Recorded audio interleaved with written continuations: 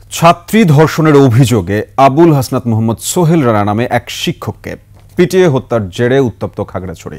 এই ঘটনায় অনির্দিষ্টকালের জন্য ১৪৪ ধারা জারি করেছে প্রশাসন। পুলিশ জানায়, খাগড়াছড়ি টেকনিক্যাল স্কুল অ্যান্ড কলেজের এক ছাত্রীকে ধর্ষণের খবর জানাজানি হলে উত্তেজিত ছাত্ররা ওই শিক্ষককে মারধর করে। পরে আহত অবস্থায় হাসপাতালে নেওয়া হলে মারা যান তিনি।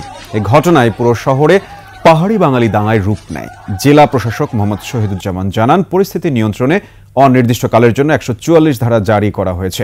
এর আগেও আবুল হাসনাত মোহাম্মদ সোহেল রানার বিরুদ্ধে এক পাহাড়ি ছাত্রীকে যৌন হয়রানির অভিযোগে মামলা হয়।